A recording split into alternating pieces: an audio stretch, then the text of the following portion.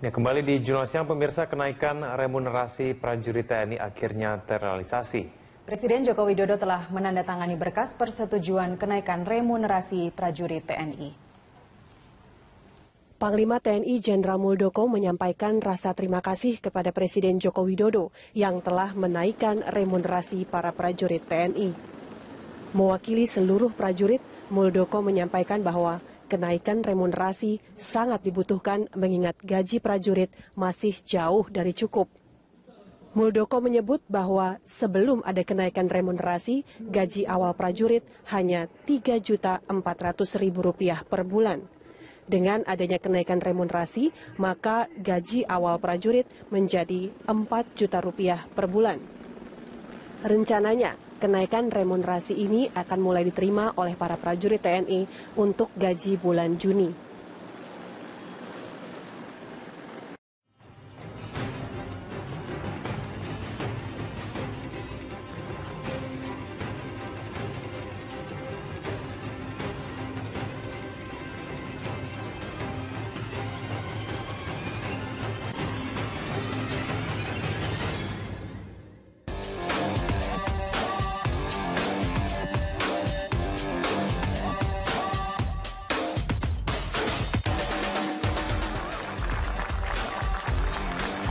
Hadirin dan pemirsa, dari Studio 3 Metro TV, selamat berjumpa dalam program Talk Show Forum Indonesia.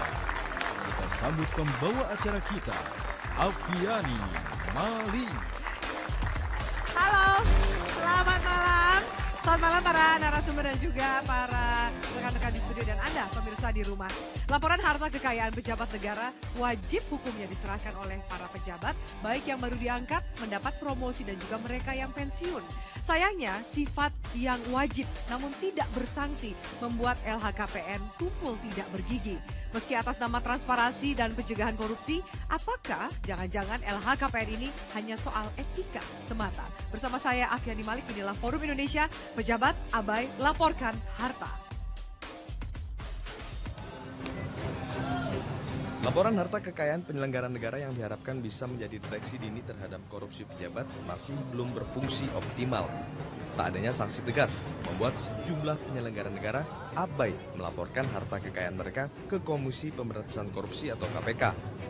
Ini menjadi ironi mengingat para pejabat publik yang notabene adalah pengabdi rakyat seharusnya patuh pada hukum dan ikut mendukung transparansi. Salah satu yang menjadi sorotan adalah LHKPN Kabaris Krim Polri Komjen Pol Budi Waseso yang belum dilaporkan. Ia sempat keberatan melaporkan LHKPN ke Komisi Anti Korupsi walau akhirnya menyatakan bersedia. Menurut Waseso, LHKPN miliknya akan lebih objektif jika diisi langsung oleh tim dari KPK yang menelusuri harta kekayaannya. Ini Bapak tetap akan menyerahkan LHKPN? Oh iya dong, itu kan kewajiban. Rencananya kapan, Pak? Ya, kalau sudah selesai kan pasti kan. Dan jangan kawan-kawan terus dibalik-balik ya. Saya mohon maaf, kawan-kawan jangan ada bagian kawan-kawan yang sedangnya kan ada pesanan ya, pesanan dari kelompok-kelompok itu. Terus jawaban saya dibalik-balik ya. Pekan ini atau kapan, Pak? Ya. Pastinya kapan, Pak? Ya, tidak bisa pasti kan, seperti pemeriksaan, ya kan? Kan saya udah bilang, saya ingin jujur, ya, saya ingin terbuka. Tidak perlu harus saya ngisi. Kalau perlu masyarakat umum itu mengawasi saya. Itu yang paling fair. Melaporkan LHKPN adalah kewajiban setiap pejabat publik. Hal ini tertuang dalam Undang-Undang Nomor 28 Tahun 1999. Namun sayang, aturan itu tak sepenuhnya dipatuhi. Masih banyak pejabat publik yang belum melaporkan hartanya.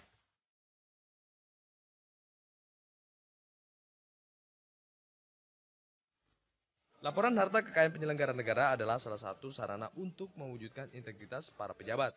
Selain juga untuk membantu menciptakan tata kelola pemerintahan yang bersih dan mewujudkan negara yang bebas dari korupsi. Ya pemirsa, pejabat abai laporkan harta, itu yang akan kita bahas di Forum Indonesia pada malam hari ini. Langsung saya perkenalkan para narasumber yang sudah ada bersama saya di Studio 3 Metro TV. Pertama saya ucapkan selamat malam kepada Bang Neta Espare, selamat malam. Selamat malam. Perwakilan dari Indonesia Police Watch. Dan kemudian ada dari Sekjen Forum Indonesia untuk Transparansi Anggaran, Mbak Yeni Sucipto. Selamat malam, Mbak Yeni. Selamat malam. Dan satu lagi narasumber saya yaitu pakar hukum tata negara, pidana kayaknya ya. Pakar hukum pidana, Kang Asep Iwan Iriawan. Selamat malam Kang Asep. Baik, kita masih menunggu satu narasumber lagi, yaitu teman Kang Asep ini, Bang Ruhut Sitompul, tapi lagi on the way ke sini. Mudah-mudahan naik ojek ya, keburu ya untuk bergabung bersama kita di sini. Oke, baik, kita bahas soal kemudian laporan harta kekayaan pejabat, LHKPN, pejabat negara. Ini pintunya kan sebenarnya kenapa jadi heboh pada ngomongin LHKPN, karena ada kabar eskrim, ya kan, Budi Waseso mengatakan, ya ini masih apa ya, ia akan menyerahkan tapi nggak tahu kapan. Ini juga akhirnya menjadi polemik nih Bang Neta. Soalnya hukumnya ada, syaratnya harus apa? Wajib, tapi sanksinya nggak ada. Kalau menurut Bang Neta ini seperti apa Bang Neta? Ya sebenarnya sejak lama ya banyak pejabat negara yang abai untuk melaporkan harta kekayaannya ya. Tapi karena ini menyangkut BUAS, ya Budi Waseso ya, dia kabar eskrim yang kontroversial. Jadi lebih hot gitu. Dia lagi berpolemik lah dengan tokoh-tokoh tertentu terutama dari KPK. Sehingga dia mendapat sorotan yang begitu dahsyat dari masyarakat pers. Tapi yang kita tahu sebenarnya bukan BUAS itu bukan tidak mau melaporkan. Kebetulan begitu dia duduk, dia disibukkan dengan pekerjaan yang luar biasa di Bareskrim. Kebetulan ada 3 kasus korupsi besar ya yang akan mereka ungkap. Satu sudah jalan migas, kemungkinan nanti Telkom, kemudian nanti soal Alkes ya. Sehingga konsentrasinya di sana luar biasa dan dia harus membenahi institusi Bareskrim. Nah, tapi kita berkeyakinan melihat itikat baik dari BUAS, beberapa informasi yang kita dapat, dia akan menyerahkan daftar kekayaan. Dan dari penelusuran kita, kekayaan dia nggak banyak juga. Mungkin masih lebih kaya ibu ini daripada dia. Jangan salah Bang, hati-hati. Gitu ya. Nah, tapi yang jelas gini. Itu saya bisa dicari-cari deh sama orang pajak. Dan saya bukan pejabat negara, saya nggak harus lapor. Tapi yang jelas gini, di undang-undang itu tidak ada batas waktu. Kapan, jadi tidak ada batas waktu? Tidak ada batas waktu. Kapan seorang pejabat itu harus melaporkan kekayaannya setelah dia duduk. Nah, ini undang-undangnya kan banci ya. Kemudian tidak ada hukuman yang jelas kalau dia tidak melaporkan. Nah, kemudian setelah dia melaporkan, ini juga tidak diapa-apakan. Tidak ada yang mengkoperasi, yang menyelidiki. Benar nggak laporan dia? Kalau dia bohong, ya nggak ada. Jadi nah ini juga menjadi pertanyaan semua orang. Saya juga penasaran ketika kemudian LHKPN diserahkan gitu ya. Lalu tidak ada follow up-nya. Follow up-nya biasanya seperti apa sih yang terjadi? Biasa disimpan di meja saja gitu di KPK. Tidak ada kalau misalnya orang itu bohong, ya udah gitu dianggap. Jadi hanya formalitas sebenarnya yang nggak penting juga. Sebab itulah saya kira undang-undangnya harus diubah. Jadi misalnya 3 bulan dia duduk harus lapor kekayaan. Kalau tidak ada sanksinya. Kemudian begitu laporannya masuk, kalau dia bohong langsung KPK menyelidiki. Kenakan tipikor ya, undang-undang tipikor ke dia.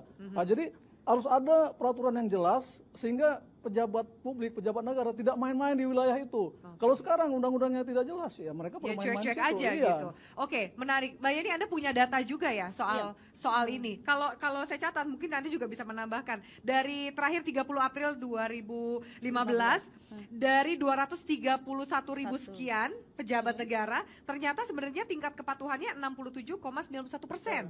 Itu sebenarnya cukup baik kan ya Mbak? Atau belum? Ada grafik juga bisa kita bahas? Ada grafik yang sama-sama juga kita bisa lihat. Ya, silakan bisa juga lihat di layar di samping Anda. Gimana nih ini Mbak Yeni? Kalau kita sih menilai bahwa kalau 67% dari apa ya kenaikan tahun kemarin itu kan saya rasa ini masih stuck ya. Kalau kita berharap bahwa ini bisa 80% atau 90%. Ada nggak sih ditargetin? Sebenarnya ada ditargetkan wajib lapor begitu kan, wajib lapor itu kan sekian ada. Kalau 2015 umpamanya dari 67% itu kan yang terendah ini kan ada di unsur legislatif yang hanya tercatat 26% dari wajib lapor. Legislatif malah yang paling bandel ya. Kemudian dari kenapa nggak datang ini gara-gara kemudian dari eksekutif kita juga melihat ada 69% yang baru melakukan pelaporan. Kemudian di BUMD dan BUMN itu tercatat 75%, kemudian di yudikatif baru 88%. Nah, ini kan sebenarnya dari isu yang kemarin mencoba DPR mendorong BUAS untuk melapor, tetapi kan sisi lain sebenarnya di tingkat institusi legislatifnya juga tidak patuh untuk melaporkan, baru 26% saja. Hanya saja sebenarnya kalau berbicara mengenai LHKPN ini, kita menilai bahwa ini masih sebatas formalitas dan tidak ada tindak lanjut. Kalaupun ini sebenarnya bisa sebenarnya ada pembuktian terbalik sebenarnya, KPK paling tidak bekerja sama dengan PPATK. Karena kan ini untuk menjawab di pasal 2 dan pasal 4 sebenarnya, untuk bisa mengidentifikasi rekening-rekening yang dilaporkan, harta-harta yang dilaporkan, ada item A sampai berapa itu ya, sampai H mungkin, itu kan.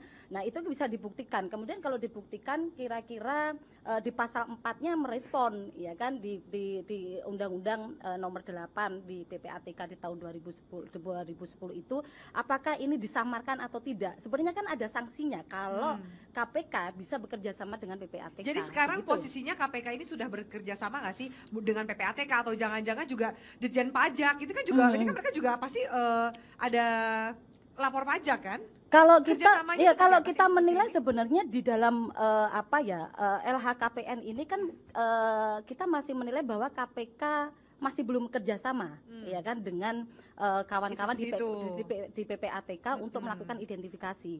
Dan ini kan laporan ini kan baru masih diupdate kan 1 tahun sekali. Seharusnya kan 3 bulan sekali, atau paling tidak mengikuti lah mekanisme perencanaan penganggaran gitu kan, kuartal 1, kuartal 2, kuartal 3 sampai kuartal 4. Itu akan lebih fair kita melihat sebenarnya arus sebenarnya kira-kira pejabat-pejabat ini melakukan transaksional tidak di dalam proses-proses perencanaan penganggaran. Menurut Anda patut dicurigai nggak sih yang pejabat-pejabat yang nggak lapor?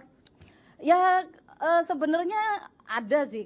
Sebenarnya dengan cara bekerja sama dengan PPATK bisa sebenarnya indikasi-indikasi korupsi atau indikasi transaksional itu bisa terlacak dengan cara seperti itu. Itu yang belum dilakukan oleh KPK begitu. Kang Asep, bagaimana tanggapan Anda di Kang Asep? Ini katanya juga peraturannya banci, wajib tapi nggak ada sanksi, jadi mendingan ngerjain tugas yang lain daripada lapor kekayaan. Gini Mbak Pi, 98 sudah turun TAP MPR nomor 11, perintah harta kekayaan, ya. Kemudian juga undang-undang tentang 29 yang disebutkan tadi, kemudian undang KPK udah ada. Jadi 17 tahun yang lalu sudah ada. Bahkan ada lembaganya namanya KPKPN, Kepolisian Keuangan Negara.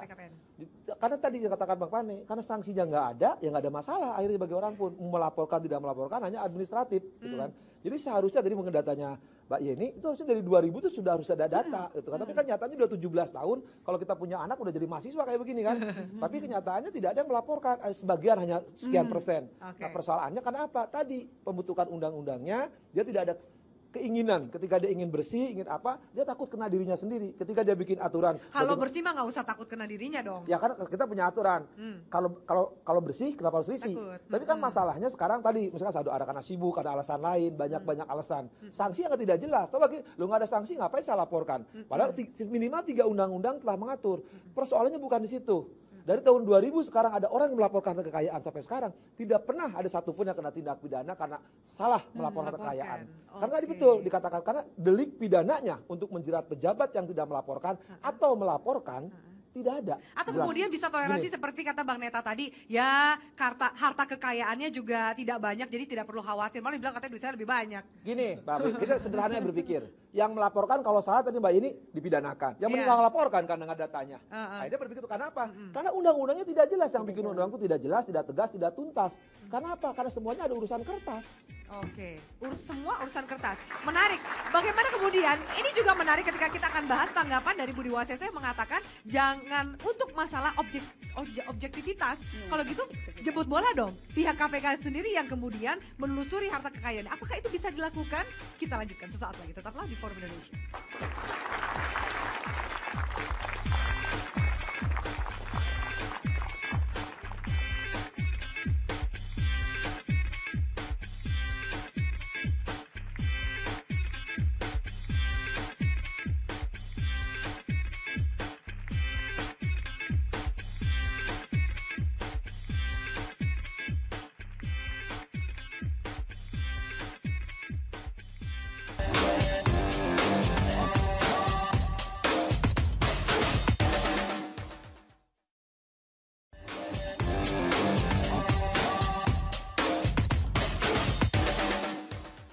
kami membuka ruang apabila ada yang ingin menyampaikan harta kekayaan, tetapi semacam minta dipandu ya, untuk mengisi form itu. Ya, itu tadi tanggapan dari Johan Budi PLT Wakil Ketua KPK. Nah, Bang Neta, bagaimana tanggapan dari Budi Waseso sendiri ketika mengatakan KPK disuruh telusuri sendiri, bikin laporan supaya objektif. Ini kan menjawab sebenarnya tadi pernyataan Bang Neta ketika yang melaporkan juga langsung dia taruh di atas laci gitu. Ya, itu satu gagasan yang menarik ya dari Budi Waseso bahwa sebenarnya KPK saja yang turun melakukan investigasi terhadap kekayaan dia gitu. Ini sesuatu gagasan yang menarik. Tapi dasar hukumnya apa gitu ya? Undang-undang tidak menyebutkan itu. Oke, mungkin Budi Waseso tidak masalah didatangi KPK untuk mengusut kekayaannya. Tapi pejabat lain akan mempertanyakan, apa dasar hukumnya? Kenapa lu datang ke gua? Undang-undangnya mana gitu. Jadi saya kira yang perlu adalah undang-undangnya diperjelas dulu, diperjelas. Khusus untuk kepolisian, itu kan mulai dari Kapolres sebenarnya harus melaporkan kekayaannya. Nah, teknisnya ini agak sulit, karena di kepolisian itu mutasinya sangat cepat, bisa setahun, paling lama 2 tahun. Jadi bagaimana mereka melaporkan kekayaannya kalau mutasinya begitu cepat? Nah, ini harus dipertimbangkan juga oleh kawan-kawan di DPR yang membuat undang-undang. Jadi mereka membuat undang-undang jangan asal buat saja, tapi mereka lihat faktanya di lapangan gitu ya. Seperti apa? Seperti apa?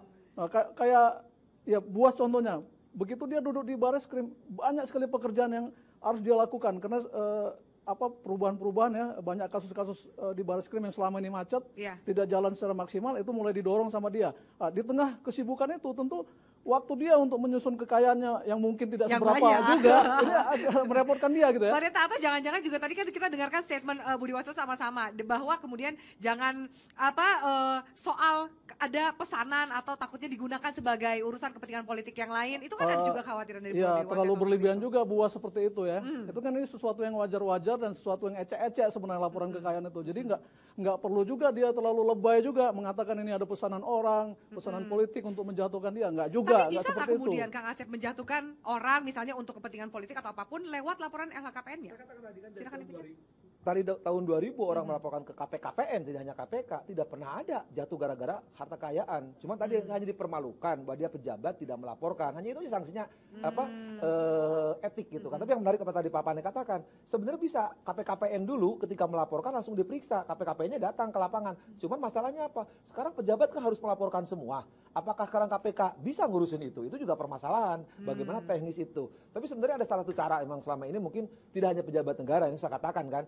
Ketika orang melaporkan tiap tahun LP2P, pajak itu kan hampir sama. Kekayaannya berapa, dari mana, deposito bunga dari berapa, itu setidaknya sebagai sandingannya. Ketika tiap tahun kan wajib, kalau enggak LPWP-nya bisa dicabut kan. Nah, sekiranya itu juga setidaknya bisa untuk menolong. Karena kalau melaporkan, saya ingat kali, tahun 2000 itu kan sepatu dilaporkan, kacamata dilaporkan, cincin dilaporkan. Itu kan banyak. Betul kata Budi Waseso, misalkan rinciannya terlalu banyak. Karena kalau nggak dilaporkan sepatu, bisa jadi masalah karena ada sesuatu yang tidak dilaporkan. Ini juga memang butuh waktu. Karena itu saya bilang betul bahwa sekarang perlu peraturan memang yang entah peraturan pelaksananya atau di undang-undangnya lebih tepat, teknis, mekanisme, bentuk, cara dan waktu terus dirinci. Berarti itu muaranya ke Komisi 3 dong? Ya Komisi 3, tapi masalahnya Komisi 3 nah tadi kita kan tahu. Sebenarnya ada alternatif juga. Oke, kita nggak usah repot-repot pakai LKPN ya. Mungkin dari laporan pajak. Laporan pajak. Artinya orang pajak harus mulai progresif. Begitu ada seorang pejabat yang tidak melaporkan pajaknya secara benar, mereka harus memproses. Mereka punya wewenang untuk memproses itu. Ini kejahatan pajak. Tapi persoalannya apakah pejabat pajak berani? Sampai hari ini sudah begitu lama Indonesia merdeka, belum satu pun kita melihat ada pejabat yang diusut aparatur pajak melakukan kejahatan pajak. Belum ada. Ini kan ironis. Jadi seolah-olah pejabat kita itu pajaknya bersih semua. Kantor pajak ketika pajak orang pajaknya minta malah. Tapi kalau kita sih menilai bukan hanya di sektor pajak ya yang harus dilaporkan, karena ini berkaitan dengan soal integritas begitu kan. Karena ini pejabat publik. Ini soal trust dan distrust. Iya, betul. Karena ini kan elit-elit politik ini kan berhadapan pada hutan rimba, ya kan, belantara, terutama di elit-elit politik yang berhadapan dengan proses-proses perencanaan dan penganggaran. Karena kita tahu umpamanya, saya contohkan di BUMN umpamanya. BUMN itu ada 2.000 kasus gitu kan, 2.000 kasus yang ditemukan. Ada potensi korupsi di situ 125 triliun, baru dikembalikan 5,3 triliun. Tetapi kan tidak ada identifikasi lebih dalam, kira-kira di direksi, komisaris, kemudian sampai ke Kementerian BUMN diidentifikasi per 3 bulan, kemudian per 6 bulan, 1 tahun. Sebenarnya seperti apa update informasi mengenai rekening yang dimiliki atau harta yang dimilikinya, itu kan penting sebenarnya. Karena apa? Karena kita tidak berkeinginan bahwa mereka menjadi mafia-mafia di dalam pembajakan di APBN. Atau kita tidak menginginkan rentang seperti itu. waktunya yang terlalu pendek ketika kemudian mereka juga harus ada tugas yang harus dilaksanakan, atau 3 bulan itu terlalu Saya rasa ini bukan berkaitan dengan tugas dan wewenang yang melekat. Ini soal tanggung jawab, soal integritas yang harus yang harus dipertanggungjawabkan. Ini soal akuntabilitas yang kemudian digaungkan sejak dahulu. Jadi alasan begitu. tadi Bang Neta soal untuk kemudian soal akuntabilitas gitu. Karena saya rasa ini bukan menjadi alasan klasik bahwa beliau berhadapan dengan kerja-kerja yang harus diselesaikan, tetapi ini berbicara mengenai transparansi dan akuntabilitas yang dibangun, terutama Buas adalah salah satu pejabat di pemerintahannya Jokowi yang dimana mencoba untuk mengedepankan transparansi dan akuntabilitas. Mungkin itu yang seharusnya dikedepankan, begitu. Yang gini, justru kalau pejabat negara atau pegawai negeri itu gampang karena keperbendaharaan ada daftar gajinya gitu. Yang tadi Mbak Yeni, orang-orang di BUMN sekarang, para direksinya, para komisarisnya dapat keuntungan kutantimnya dari perusahaan, itu yang tidak jelas, yang susah. Pertanyaan saya, kenapa sih yang dikejar-kejar sekarang penegak hukum, kemudian orang-orang tanda petik selebritis, padahal ada orang-orang yang mendapatkan uang lebih banyak, yang menurut kekayaan negara, tadi misalkan BUMN, yang kita susah datanya susah, karena mereka jualan seperti perusahaan negara dijualan, itu lebih banyak. Apa kemudian menjadi tantangan atau permasalahannya menurut kembali ke regulasi tadi. Jadi soalnya sekarang kenapa harus diarahkan penegak hukum atau pegawai negeri? Gampang, karena kekayaannya dari Departemen Keuangan, daftar gajinya gampang. Kalau dapat lebih, gratifikasi, dia kena korupsi, itu gampang. Tapi BUMD ya itu lebih parah lagi sebenarnya, itu harus dicari karena kekayaannya sambungan. Jadi selama ini BUMN tidak pernah dijamah begitu loh. Potensi kasus korupsi yang ada itu tidak pernah ditindaklanjuti, makanya kita kepingin bahwa ini ada kerjasama KPK dengan PPATK untuk bisa menelusuri begitu, bukan hanya pada persoalan pajak begitu loh, tetapi identifikasi harta yang dimiliki beliau. Tadi menarik juga soal kemudian integritas, soal macam-macam itu gimana Bang Neta? Ya, kalau soal tugas mah itu alasan klasik katanya. Ya, integritas, transparansi segala macam. Kalau itu dasar hukumnya nggak jelas, orang saya kira gampang mengabaikan. Tidak ada batas waktu, ya nantilah menjelang pensiun saya laporkan. Bisa saja kan, karena nggak ada batas waktu. Tidak ada koridor undang-undang yang mengikat mereka. Jadi kalau kita bicara transparansi, bicara integritas, itu harus diikat dengan aturan yang benar-benar strict gitu ya. Jadi jangan seperti sekarang ini kan di negara ini semuanya serba kepura-puraan. Serba nggak jelas. Palsu, ijazah palsu. Jadi kalangan DPR bikin undang-undang. Tapi mereka lebih berorientasi kepada diri mereka, bagaimana mereka bisa selamat dengan undang-undang itu. Mereka tidak tersentuh. Ini kan ironis. Jadi saya kira bicara transparansi, integritas, ya harus ada koridor undang-undang yang mengikat itu, sehingga orang tidak bisa lari dari situ. Sanksinya jelas. Reward dan punishment-nya ada. Jadi gini, kalau dalam di undang-undang belum selesai nih. Kalau di dalam undang-undang kemudian ditegaskan dalam tempo 3 bulan dia setelah duduk dari jabatannya tidak melaporkan kekayaannya, copot dari jabatannya. Itu baru seru. Bisa nggak kemudian seperti itu? Karena menarik, saya menyambung dulu sedikit. Di Hakim Agung itu, menjadi Hakim Agung itu LHKPN adalah syarat administratif wajib. Kemudian untuk LP2P, laporan pajak pribadi, LP2P ini menjadi salah satu syarat kenaikan pangkat untuk PNS. Tapi kan untuk kemudian pejabat negara yang lain kan tidak ada untuk itu kemudian sebagai syarat kenaikan pangkat. Saya kira itu bisa diadopsi, kan sudah ada ya, jadi bisa diadopsi. Ya saya kira kalangan DPR harus memikirkan itu untuk membuat satu perangkat hukum soal itu. Kemudian setelah dilaporkan apa gitu? Follow up-nya. Jangan juga dilaporkan kayak dilempar ke langit kemudian nggak jelas juga buat apa gitu. Itu jadi Oke. Dilaporkan kan dimasukkan lembaran Sebentar, negara. Kang Asep. Ya. Ya. Jadikan lembaran negara itu rugi-rugi negara masukkan lembaran negara bertubuh-tubuh, tapi tidak ada tindak lanjut ketika orang itu melanggar, misalkan ketika orang kan laporkan jadi lembaran negara sekian, tahun sekian berubah, tapi nggak ada sanksi. Karena itu betul. Ketika orang melaporkan berapa jumlahnya, berapa kenaikannya, baik sebelum sesudahnya harus ada aturan yang terinci. Nah selama ini betul, misalkan di beberapa instansi tertentu, ketika orang mau naik pangkat, ketika orang mau jabatan, jadi syarat. Kalau tidak melaporkan LHKPN dia kena sanksi, LP2P dia kena sanksi. Nah itu saya kira betul. Itu bisa diadopsi. Diadopsi menjadi norma undang-undang yang mengatur undang-undang LHKPN misalkan. Iya, jadi baik. Ayo Mbak Neta. Masih bisa. Mas, sebentar, Mbak Yani dari tadi mau ngomong, silakan Mbak Yani. Terima kasih. Mungkin begini ya, kalau di berbicara soal transparansi, kalau tidak ada aturan-aturan yang mengikatnya juga salah.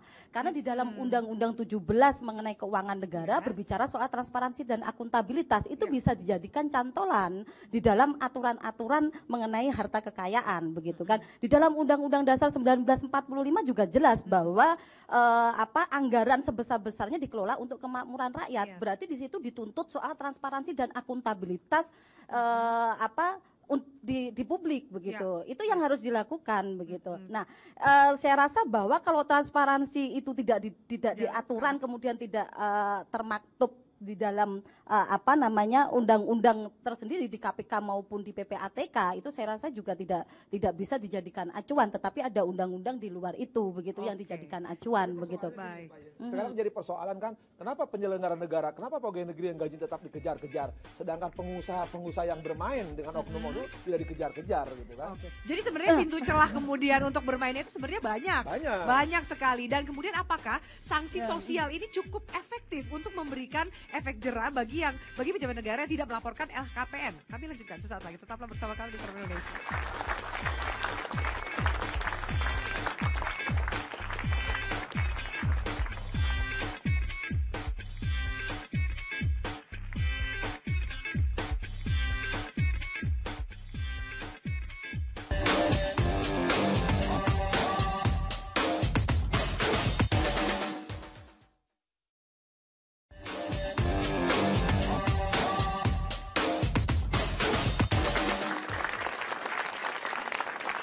Ya, baik pemirsa, terima kasih Anda masih bersama kami di Forum Indonesia. Ada kemudian dua rekan saya yang ingin mengutarakan pendapat mereka atau mungkin jangan-jangan pertanyaan juga ya.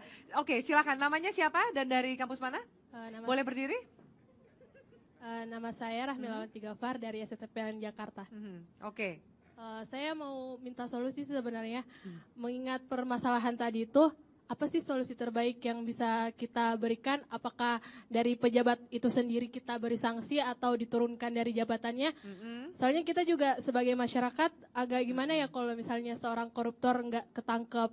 Seharusnya emang para pejabat harus ada transparansi. Iya, transparansi atas harta mereka. Soalnya saya lihat juga banyak pejabat yang hobinya tiap bulan keluarin mobil sport, jalan-jalan ke luar negeri, terus juga padahal aslinya sebelum dia jadi pejabat, orangnya orang-orang biasa aja. Jadi saya minta solusi terbaik gitu kalau banyak pejabat yang abai laporkan harta. Oke, jangan-jangan ada indikasinya seperti itu ya. Terlihat dari gaya hidup yang berubah setelah menjabat. Oke, terima kasih banyak. Satu lagi, silakan. Ya, duduk aja katanya. Assalamualaikum warahmatullahi wabarakatuh. Waalaikumsalam, silakan. Perkenalkan, nama saya Fajrul Islami. Saya mahasiswa S1 STPLN. Jadi saya bertanya, ini pendapat nih Pak. Pendapat saya mengenai itu masalah pejabat laporkan harta. Kalau menurut saya, kalau para pejabat merasa dia bangsa Indonesia, pasti dia merasa bahwa dia mempunyai tanggung jawab sendiri.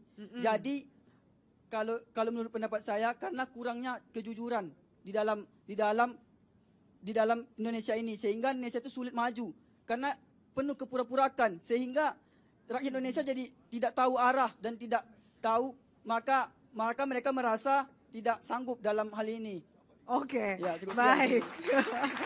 Ini ngomongnya lebih luas lagi soal bangsa dan kejujuran, makanya nggak maju-maju. Oke, silakan Bang Neta. Kang Acep mau menanggapi, Pak dosen silakan. Saya pikir memang kewajiban, kan di TAP MPR, di undang-undang ada kewajiban pejabat untuk melaporkan kekayaan, artinya itu wajib gitu. Tapi di lain pihak juga ketika tadi kita katakan relugasi peraturan perundang-undangan tidak jelas, dimanfaatkan oleh pejabat-pejabat tertentu. Tapi kita juga nggak boleh seudon. Ketika ada pejabat-pejabat kayak mobil sport, istri 5, nggak ada masalah. Sepanjang emang dia memang Kalau istri 5 lapor LHKPN juga sih, Bang. Kalau dia buat kan banyak yang isinya 7, 8. Ya. Saudara supaya tahu, tidak semua pejabat korupsi, ya. Saya bukan bela pejabat. Ada juga pejabat yang mertuanya kaya, mungkin juga usaha batu akik, gitu kan. Nah, sekarang model, jangan juga aja usaha prostitusi online juga mungkin juga kan. Nah, jadi kita jangan sudah tidak hasil dari korupsi, satu itu. Kedua, nah arah kita jelas. Selama pejabat emang tidak berkhianat karena amanat rakyat, lihat sekali lagi ada batasan, ada koridor undang-undang. Selama undang-undang tidak mengatur, jangan harap negeri ini selamat. Karena apa? Sanksi di undang-undang. Kalau nggak ada undang-undang, mau ngapain? Ini menarik soal regulasi dan undang-undang. Kita punya grafiknya supaya juga mungkin pemirsa di rumah dan juga teman-teman ada bayangan sebenarnya undang-undangnya apa saja sih dan regulasinya apa sih yang mengatur. Produser boleh kita tampilkan soal grafik undang-undang kita? Iya. Oh, kecil sekali ya. Ini soal penyelenggaraan negara. Oke, ini sambil menunggu kemudian. Nah, undang-undangnya berarti ini, kalau semua bicara soal hukumnya wajib tapi nggak ada sanksi. Berarti kan ujungnya ke yang membuat undang-undang dong, Kang Asep ya? Ya, saya bilang tadi kan ketika membuat undang-undang 98 supaya pejabat bersih dari KKN, ya, dan mereka wajib melaporkan harta kekayaannya. Pertanyaannya, setiap undang-undang selalu diakhiri dengan sanksi pidana. Ketika buat ini tidak ada sanksi pidana. Aturannya dari mana mereka buat undang-undang? Pertanyaannya, kepada para pembuat undang-undang itu niatnya ikhlas, mau nggak berproyek ke negeri ini? Atau cuma basa-basi biar kelihatan melaporkan, hanya wajib, tapi tidak itu sunnah. Sunnah. Oke, baik. Bang Neta, tanggapan Anda sejauh mana ketika sanksinya, sebelumnya kita bahas, sanksinya adalah paling cuman stigma dari masyarakat, soal etika aja seperti itu. Apakah itu cukup efektif? Sanksi sosial itu kadang-kadang dijadikan oleh pejabat itu sebagai satu ajang untuk menampilkan dia sebagai selebritas, gitu. Kita lihat koruptor ketika diperiksa di KPK dia gagah-gagahan masuk TV seolah-olah dia jadi selebritas baru kan gitu ya. Jadi sanksi sosial itu sangat tidak ngaruh, sangat tidak efektif ya. Jadi memang harus ada sanksi yang hukum yang tegas. Jadi tadi dari mahasiswa nanya apa solusinya ya. Dia juga gemes kayaknya pejabat negara jadi yang kemudian nggak laporin harta kekayaan. Kita tidak bisa berharap banyak kepada DPR, tapi Presiden sebagai kepala negara dia punya hak, punya wewenang juga untuk mengusulkan undang-undang yang benar-benar tegas gitu ya. Itu yang harus dilakukan. Jadi, tapi Bang Neta sebentar ya, saya ingat bahwa ada loh Inpres nomor 7 2015 soal aksi pencegahan dan pemberantasan korupsi. Ternyata ini lemah karena juga di Inpres itu nggak ada sanksinya, Bang Neta. Iya, itu. Ini kan banci juga gitu ya. Jadi ini semuanya banci juga ya, nggak ada dikasih sanksi. Gimana mau maju, benar kata tadi rekan mahasiswa ini. Negara ece-ece, mereka ngurus negara ini nggak benar gitu. Jadi ketika Presiden mengatakan revolusi mental, ini dulu dia benahi semua sistem undang-undang yang nggak jelas, yang banci, dia benahi. Jadi yang paling ironis kan gini ya, kita mengamati di kepolisian, banyak mantan-mantan Kapolri, ketika mereka lengser dari jabatannya, melaporkan harta kekayaannya, dan jumlahnya penambahannya luar biasa. Dan tidak ada upaya dari KPK atau siapapun untuk mengusut dari mana penambahan kekayaannya. Padahal dia sudah laporkan nih. Dan dibandingkan sebelum dia menjabat, ketika dia sudah menjabat, itu kekayaannya luar biasa. Itu sudah ada faktanya, ada datanya. Tapi tidak ada keinginan untuk mengusut itu. Ini kan aneh gitu ya. Padahal seharusnya kan KPK harus mengusut dong. Tidak ada keinginan karena juga tidak ada payung hukum yang tadi Mbak Yeni katakan, atau tidak ada goodwill juga untuk mengusut betul, sebenarnya kalau melihat list dari undang-undang yang ada ini kan hanya sebatas komitmen begitu kan, komitmen untuk melakukan untuk mendorong adanya integritas, untuk akuntabilitas terhadap publik. Tetapi memang tidak ada sanksi begitu kan. Tetapi kita berkeinginan bahwa satu-satunya lembaga yang bisa mengusulkan undang-undang di lembaga DPR begitu kan. Kita berkeinginan bahwa ini cukup paling tidak direvisi. Kalau tidak masuk di prolegnas ini begitu dari 36 paling tidak tahun depan itu perlu dimasukkan di dalam prolegnas karena kita tahu ini penting ya kan. Karena ini juga akan merespon sebenarnya revolusi mental yang tadi disampaikan, revolusi mental menjadi bagian dari visi misinya Jokowi. Sebaiknya ini menjadi usulan inisiatif di dalam prolegnas Anda tahun yakin nggak ini masuk? Kalau 2016. ketika Anda bilang penting, orang kemudian nggak ada sanksinya, peraturannya banjir, impresnya juga Nah, nggak ada sanksinya ya, juga. makanya kalau dan takut bumerang bagi mereka yang membuat. Makanya kita berbicara bahwa ini akan mengenai persoalan mendorong transparansi dan akuntabilitas.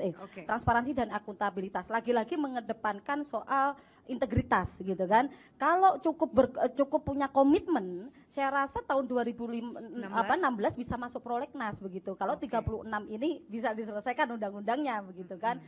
Ini kan juga berkaitan ya. Saya tetap beracuan pada persoalan APBN.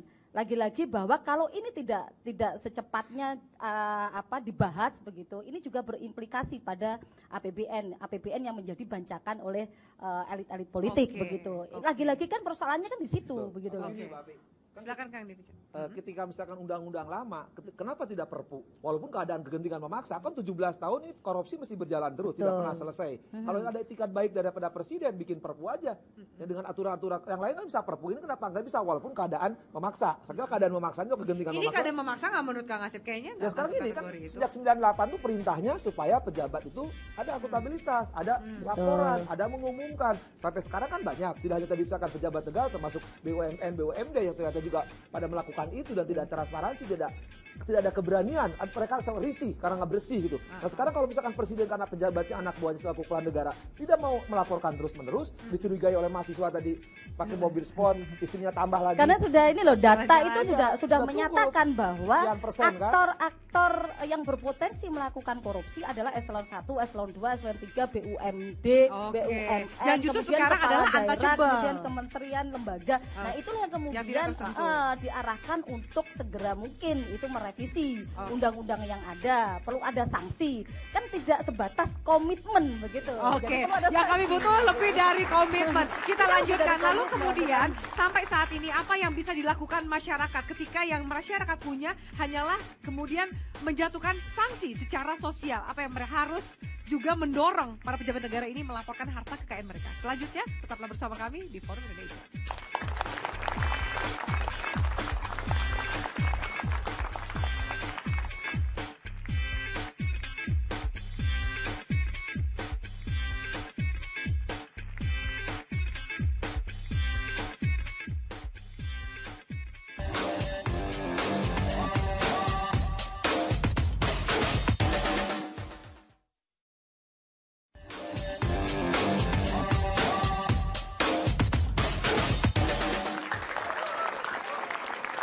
Oke, masih kita lanjutkan pemirsa di Forum Indonesia. Ketika ini masyarakat kasihan, ketika yang masyarakat punya hanyalah amunisi untuk memberikan efek jera atau juga mendorong pejabat negara melaporkan harta kekayaannya adalah sanksi sosial, apa yang harus dilakukan? Mungkin dari Bang Neta juga sekalian closing statement, Bang Neta. Ya, memang kasihan masyarakat kita ya. Sebagai contoh gini, banyak teman-teman saya sesama aktivis ketika kita masih di jalanan, dia tuh naik metro mini, bahkan makan aja susah. Tapi begitu mereka duduk di DPR, itu punya mobil mewah sampai 5, punya rumah mewah ya di daerah-daerah elit. Dalam waktu tidak sampai 1 tahun gitu ya.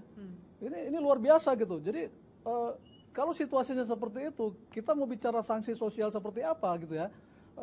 Malah mereka bangga.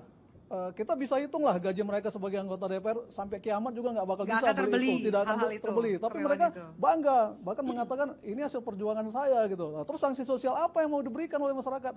Kalau dia sikapnya seperti itu, bahkan mereka seperti kata Kang Asep tadi nggak segan-segan menjadi orang-orang dermawan, anak yatim piatu tiap hari disumbang, pengajian ke rumahnya, rumah ibadah disumbang. Jadi masyarakat juga diam gitu ya? Ya, masyarakat ya akhirnya mencontoh, wah ternyata kalau masuk ke DPR bisa seperti ini, maka berlomba-lomba lah mereka money politik supaya bisa masuk ke DPR, kemudian syukur-syukur dari DPR lompat jadi menteri atau jadi apa gitu ya, sehingga kekayaannya terus bertambah. Kemudian kita bicara sanksi sosial apa, gitu ya. Saya kira sangat tidak tepat kalau hanya mengharapkan sanksi sosial. Jadi harus ada solusinya undang-undang yang tegas.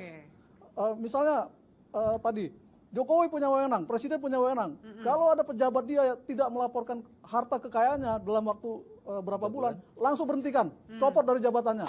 Gitu. Oke, itu yang bisa kita dorong ya. Karena sanksi sosial itu sebenarnya sudah tidak ampuh. solusi yang pragmatis Ya. sambil kita menunggu undang-undang. Jokowi punya wewenang.